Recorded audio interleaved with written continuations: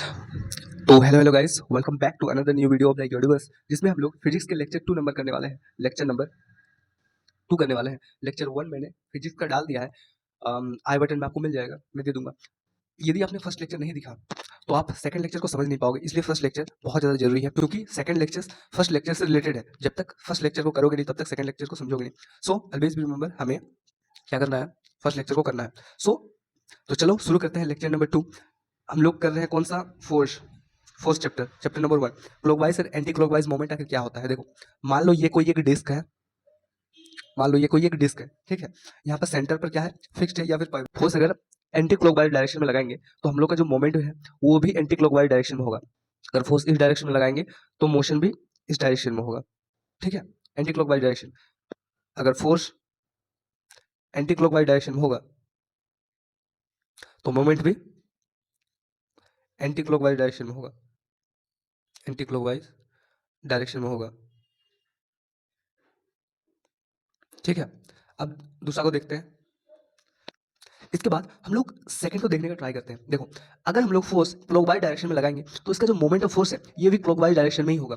इस डायरेक्शन में अगर करेंगे तो क्लॉकवाइज डायरेक्शन में ही ये घूमेगा, ठीक है। तो फोर्स अगर क्लॉकवाइज डायरेक्शन में देंगे, फोर्स अगर क्लॉकवाइज डायरेक्शन में देंगे तो मोमेंट भी कहा जाएगा क्लॉकवाइज डायरेक्शन में, मोमेंट भी क्लॉकवाइज डायरेक्शन में, क्लॉकवाइज डायरेक्शन में।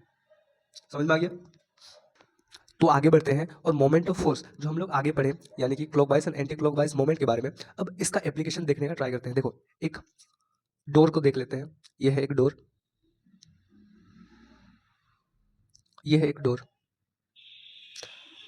सो एंटी क्लॉकवाइज और क्लॉकवाइज मोमेंट के अंदर हम लोग क्या पढ़े थे, जिस डायरेक्शन में फोर्स देंगे मोमेंट भी उसी डायरेक्शन में होगा। अगर एंटी क्लॉकवाइज डायरेक्शन के अंदर फोर्स देंगे, एंटी क्लॉकवाइज डायरेक्शन में अगर फोर्स देंगे तो फोर्स भी क्या होगा, सॉरी, मोमेंट भी किधर होगा, एंटी क्लॉकवाइज डायरेक्शन में। अगर फोर्स क्लॉकवाइज डायरेक्शन में होगा तो उसका जो मोमेंट है वो भी क्लॉकवाइज डायरेक्शन में ही होगा। तो इसका एप्लीकेशन देख लेते हैं, इसका एप्लीकेशन को देख लेते हैं। सो पहला एप्लीकेशन क्या है, हम लोग का डोर। जब भी हम लोग डोर को ओपन करते हैं, जब भी हम लोग डोर को ओपन करते हैं तो फोर्स इसी साइड लगाते हैं, फोर्स इसी साइड लगाते हैं। यहाँ पर ये फिक्स्ड रहता है, इस जगह पर ये फिक्स्ड रहता है।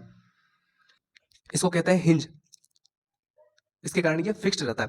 अब देखो, इसमें क्या था, जैसे ही जिस डायरेक्शन में फोर्स लगाएंगे उसी डायरेक्शन में मोमेंट होगा। इस डायरेक्शन में फोर्स लगाए, दरवाजा तो पहले बंद रहेगा, जैसे ही खोलेंगे तो इस डायरेक्शन में फोर्स लगाए, इसी डायरेक्शन में डिस्प्लेसमेंट होगा या इसी डायरेक्शन में मोमेंट होगा। तो इसका पहला नंबर एप्लीकेशन समझ में आ गया। उसके बाद दूसरा नंबर, लेट सपोज ये एक कार का क्या है, टू, यानी कि एप्लीकेशन नंबर 2 को समझने का ट्राई करते हैं। लेट सपोज ये एक स्टीयरिंग है किसी कार का, स्टीयरिंग है किसी कार का, ठीक है। देखो, अब हमें जिस डायरेक्शन में फोर्स देंगे उसी डायरेक्शन में इसका मोमेंट ऑफ फोर्स होगा। देखो, इस डायरेक्शन में देंगे अगर फोर्स तो इसी डायरेक्शन में घूमेगा, इसी डायरेक्शन में घूमेगा, ठीक है।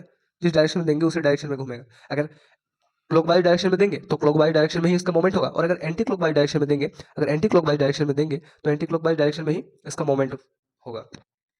तो चलिए अब पॉइंट ऑफ एप्लीकेशन या तीसरा नंबर एप्लीकेशन में पहुंचने का ट्राई करते हैं। देखो, जैसे ही हम लोग फुट पेडल पर फोर्स लगाते हैं, जैसे ही हम लोग फुट पेडल पर फोर्स लगाते हैं एंटी क्लॉकवाइज डायरेक्शन में, तो इसका जो चेन है वो भी एंटी क्लॉकवाइज डायरेक्शन में जाता है। उसके बाद ये पीछे रेयर व्हील के साथ कनेक्ट रहता है, रेयर व्हील के साथ कनेक्ट रहता है। उसके बाद जो चेन है ये भी इसी डायरेक्शन में मूव करता है, ठीक है। अब देखो, 3 को पॉइंट ऑफ एप्लीकेशन काफ़ी है मोमेंट ऑफ फोर्स को समझने के लिए चैप्टर के अंदर। और कपल के बारे में जानते हैं। देखो, कपल के बारे में मैंने फर्स्ट लेक्चर में ही बता दिया, लेकिन फिर भी अब कपल का टॉपिक आया है तो इसको अच्छी तरीके से इसको एक्सप्लेन करने का ट्राई करते हैं। तो चलिए देखते हैं कि कपल आखिर होता क्या है, कपल को समझने का कैसा फॉर्मूला होता है। देखो, कोई भी चीज़ अगर सेंटर पर फिक्स्ड है, कोई भी चीज़ अगर सेंटर पर फिक्स्ड है तो बिना कपल के वो घूम ही नहीं सकता। कपल यानी कि दो फोर्स।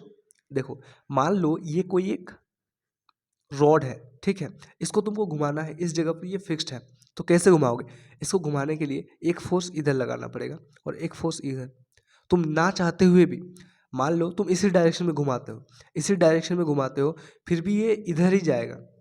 अगर ये यहाँ पर भी फिक्स्ड है तो ये घूमेगा ही नहीं। अगर यहाँ यहाँ पर फिक्स्ड है तो ये घूमेगा ही नहीं। सो कपल क्या होता है, दो force equal in magnitude but opposite in direction, और उसका जो परपेंडिकुलर डिस्टेंस है उसका प्रोडक्ट। सो कपल क्या होता है, कपल क्या होता है, जो फोर्स है either of the one force, ठीक है, और उनके बीच का जो डिस्टेंस है, मान लो इसका डिस्टेंस ओ ए है, तो ओ ए का डिस्टेंस समझ में आ गया, एफ इंटू ओ ए, ये हो जाएगा क्या, कपल। कपल के कारण ही किसी ऑब्जेक्ट पर टॉर्क लगता है और टॉर्क लगने से वो ऑब्जेक्ट घूमता है। जैसे मैं बुक का एग्जांपल देके आपको समझाने का ट्राई करता हूँ।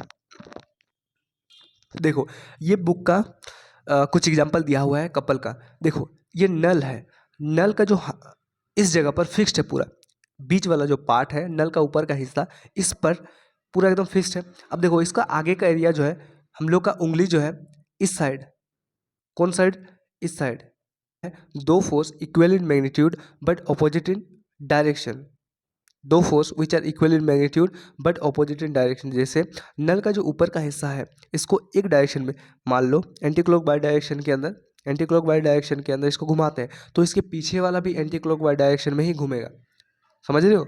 सो दो force which are equal in magnitude, देखो एक फोर्स इधर है, एक फोर्स इधर से, लेकिन दोनों का जो डायरेक्शन है वो अलग अलग है, एक इधर घूम रहा है, एक उधर घूम रहा है, समझ में आ रहा है। ये दूसरा दूसरा देखो, जब बोतल के ढक्कन को खोलते हैं तो इस टाइप के खोलते हैं, एक फोर्स इधर जाता है, एक फोर्स इधर जाता है, तो दो force which are equal in magnitude, magnitude same है और डायरेक्शन उसका अपोजिट है, एक आगे की ओर आ रहा है, एक पीछे की ओर जा रहा है।